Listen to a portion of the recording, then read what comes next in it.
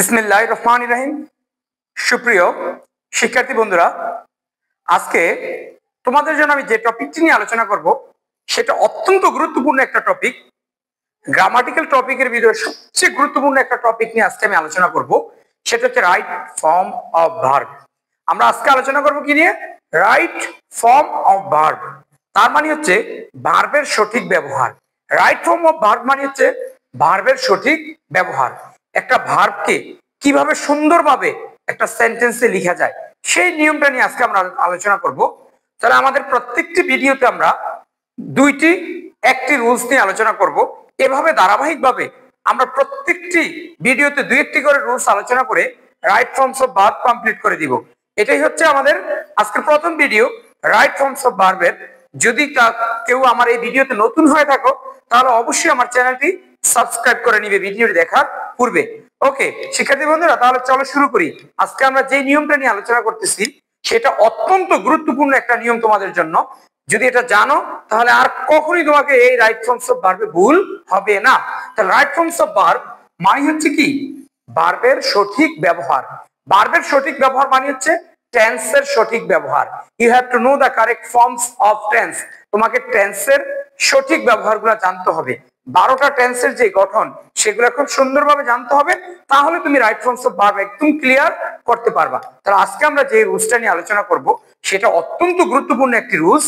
যেমন আমরা একটা কথা প্রায় শুনে থাকি, আমাদেরকে একটা ট্রান্সলেশন জিজ্ঞেস করে, যে কোনো কেউ জিজ্ঞেস করতে পারে, যেমন ডাক্তার আসিবার পূর্বে রোগী মারা গেল, অথবা ডাক্তার আসিবার পরে রোগী মারা গেল, আমরা স্টেশনে পৌঁছার পূর্বেই ট্রেনটি ছেড়ে দিল, অথবা আমরা স্টেশনে পৌঁছার পরে ট্রেনটি ছাড়লো।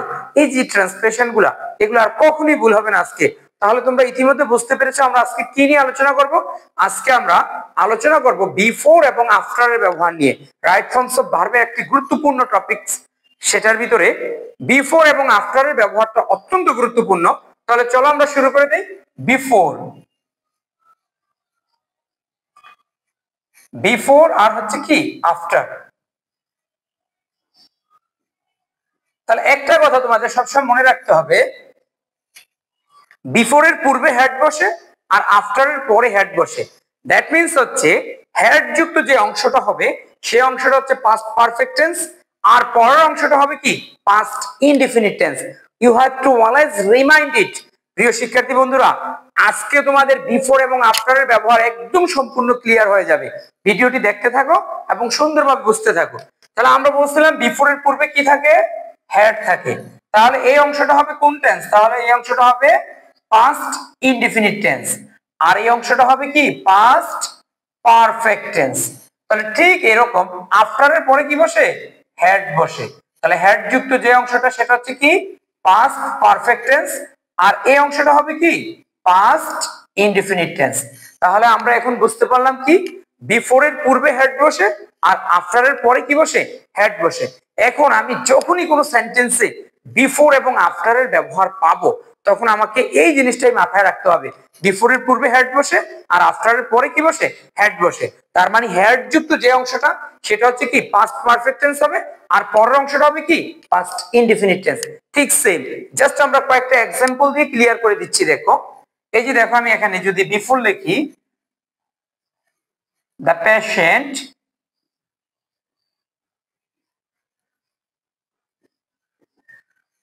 had died, আমি লিখলাম the patient had died. Subject plus had plus মূল ভার্বের বি3। এই হচ্ছে সাবজেক্ট প্লাস হেড প্লাস মূল ভার্বের কি? বি3। তার মানে এখানে আমরা হেড প্লাস মূল ভার্বের বি3, এটা হচ্ছে কি? Past perfect tense. তাহলে এই সেন্টেন্সে অবশ্যই আমাকে কি বসাতে হবে? বিফোর। তাহলে বিফোরের পূর্বের অংশ কি হলো? পাস্ট পারফেক্ট টেন্স, আর পরের অংশ আমরা কি দিব? দ্য পেশেন্ট হ্যাড ডাইড, রোগীটি মারা গিয়েছিল।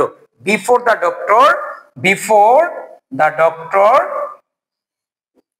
এখন সাবজেক্ট প্লাস ভার্বের বি2 হচ্ছে past indefinite tense, before the doctor came. হয়ে গেল। এখন তুমি এটাকে বিশ্লেষণ করে দেখো আমার যে রুলসটা ছিল সেই রুলসটার মতো কিনা। আমরা বলছি বিফোরের পূর্বে কি বসে? হেড বসে। তুমি পেয়েছো বিফোরের পূর্বে হেড, তাহলে হেড যুক্ত যে অংশটা সেই অংশটা হচ্ছে কি? পাস্ট পারফেক্ট টেন্স, আর পরের যে ক্লজটি হবে বিফোর এর পরের যে ক্লজটি হবে সেটা হচ্ছে past indefinite tense. Past indefinite টেন্সের স্ট্রাকচার হচ্ছে কি সাবজেক্ট প্লাস ভার্বের বি টু প্লাস অবজেক্ট। তো দেখো এখানে সাবজেক্ট আছে দ্য ডক্টর সাবজেক্ট, আর হচ্ছে কি ভার্বের বি টু।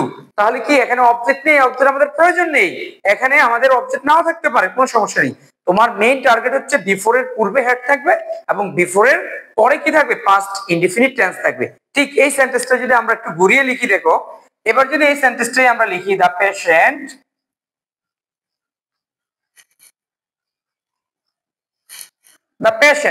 এবার যদি দেখি আমরা এখানে যদি আফটার এর ব্যবহার করতে চাই, দেখো এখানে যদি আফটার এর ব্যবহার আমরা নিয়ে আসি তাহলে আফটার এর পূর্বের অংশটি হবে কি বিফোর এর পূর্বে হেড আর আফটার এর পরে হেড।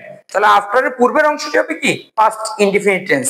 দ্য পেশেন্ট ডাইড, তাহলে আমরা লিখে ফেললাম দ্য পেশেন্ট ডাইড, এখানে সাবজেক্ট প্লাস ভার্বের V two past indefinite tense.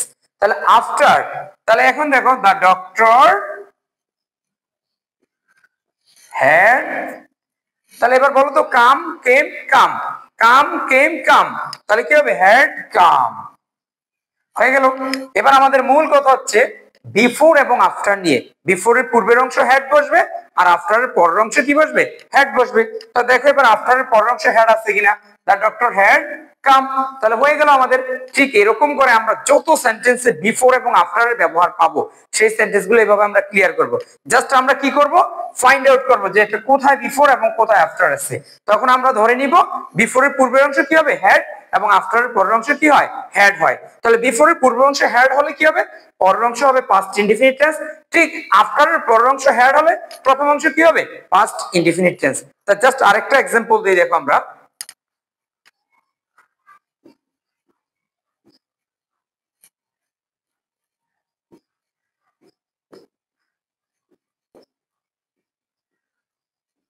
he raised the station।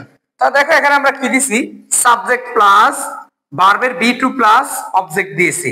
তাহলে এখানে আমাদের অবশ্যই আমাদের কথা ছিল কি আফটার এর পূর্বের অংশ হবে কি past indefinite tense.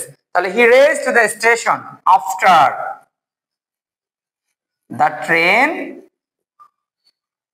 had left, after the train had left। তো দেখো এখন আমরা আফটার পেয়েছি, এখানে আমাদের মূল কথা হচ্ছে আফটার এর পরে হেড বসবে এবং বিফোর এর পূর্বে কি বসবে হেড বসবে। তাহলে আমরা এই আফটার পেয়ে গেলাম, আফটার পাওয়ার পরে আমরা চেক করে নিব যে আফটার এর পরের অংশে হেড এর ব্যবহার ঠিক আছে কিনা। তাহলে আমরা দেখো দ্য ট্রেন পেয়েছি সাবজেক্ট, হেড পেয়েছি এবং লেফট পেয়েছি। তাহলে সাবজেক্ট প্লাস হেড প্লাস ফুল ভার্বের বি থ্রি প্লাস অবজেক্ট, এটা কোন টেন্স পাস্ট পারফেক্ট টেন্স। এর পূর্বের অংশটা কি পূর্বের অংশটা হচ্ছে সাবজেক্ট প্লাস ভার্বের বি টু প্লাস অবজেক্ট, এটা হচ্ছে পাস্ট ইনডিফিনিট টেন্স। তো প্রিয় শিক্ষার্থী বন্ধুরা এভাবে আমরা যদি এখন দেখো আমি এখানে শুধু বিফোর লিখে দিই, তাহলে তোমাকে যদি এই সেন্টেন্সটাকে সাজিয়ে লিখতে বলে তাহলে তুমি কি লিখবা বিফোর এর পূর্বের অংশ হেড বসিয়ে চেষ্টা করো। দেখো এই দেখো এখানে আমরা লিখি he had raised the station, he had raised the station before the train left। তাহলে হয়ে গেল এই বিফোরের পূর্বের অংশ আমরা হেড বসিয়েছি এবং পরের অংশটা কি পাস্ট ইনডিফিনিট টেন্স করেছি। তো প্রিয় শিক্ষার্থী বন্ধুরা আশা করি আর তোমাদের জীবনও বিফোর এবং আফটারের ব্যবহার ভুল হবে না।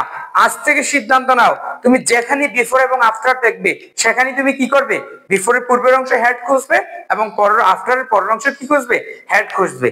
তার মানে হচ্ছে হেড যুক্ত যে অংশটা সেটা হচ্ছে কি পাস্ট পারফেক্ট টেন্স আর পরের অংশটা হবে কি পাস্ট ইনডিফিনিট টেন্স। ঠিক সেম আফটারের পরের অংশটা হবে পাস্ট পারফেক্ট টেন্স এবং পূর্বের অংশটা হবে কি পাস্ট ইনডিফিনিট টেন্স। যদি ভিডিওটি ভালো লেগে থাকে তাহলে অবশ্যই তুমি আমার চ্যানেলটি সাবস্ক্রাইব করবে, লাইক শেয়ার এবং কমেন্টস করবে। ওকে, আল্লাহ হাফেজ।